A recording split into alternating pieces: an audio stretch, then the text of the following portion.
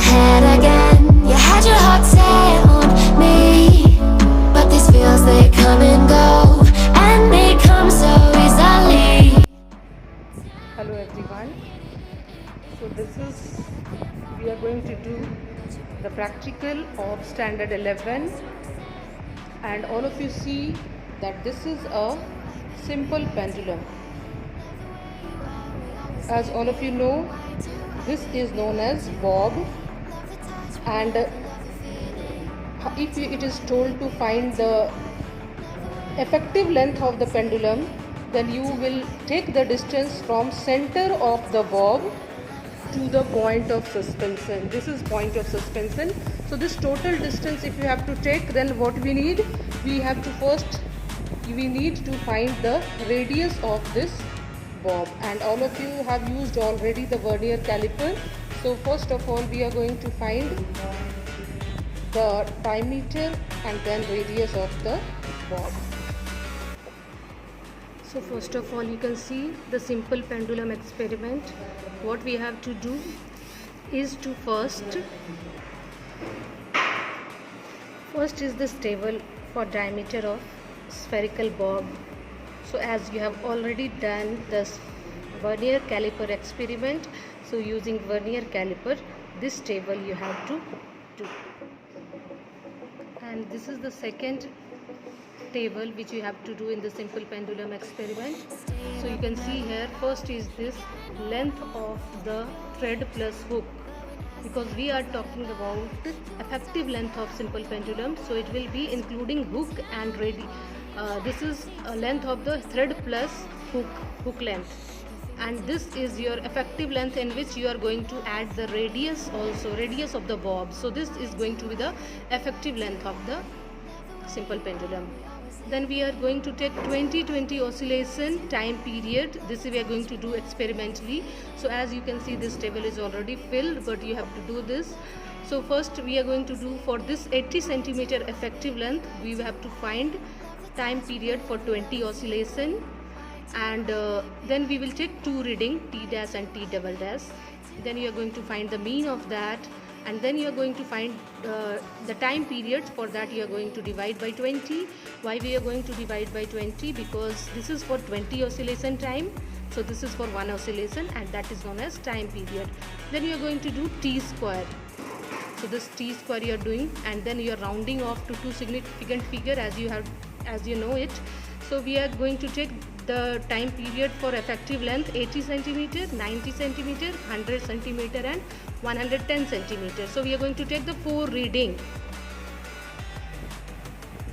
Now see, how you are going to find the time period. For that we need a stopwatch.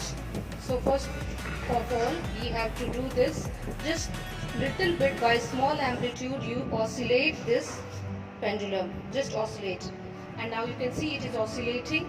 And when this is oscillating to and fro with a small amplitude, then you are going to count it, 1, 2, 3, and in that when you count, then your stopwatch is on, and so when you count you can see time is changing.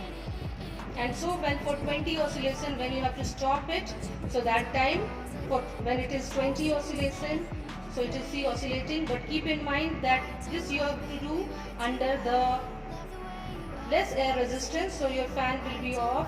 And the other precaution is that you have to switch on the switch, you have to do for the small amplitude. And so now you can see we have stopped the stopwatch, and now when you see the final, we are waiting that time is 36 seconds for this time. So similarly we are going to change the effective length for 90 centimeter, then 100. So by 10 centimeter each time, for each reading you are going to change the or increase the thread length only. So this is the way we are going to measure the time period of simple pendulum. And now next thing what we are going to do, you are going to plot the graph, and this you can see is a LT square graph. How we can see, this is L means 80, 90, 100 and 110. This is the length, and this is T square. As you have got in your reading, T square is 3.2, 3.6, 4 and 4.4. So similarly we have written like this, and this is t square, and a graph is coming straight line. So from this graph you are going to find the slope. All of you know what is the slope, and for a straight line graph we have calculated the slope. You can see slope of the graph is t square by L, because you know slope is tan theta, so it is p by b, and your p is t square and b is L. So when slope is t square by L, then here it is 1 by slope is L by t square. So it is calculated. Now this is the formula for time period. T is 2 pi root L by g.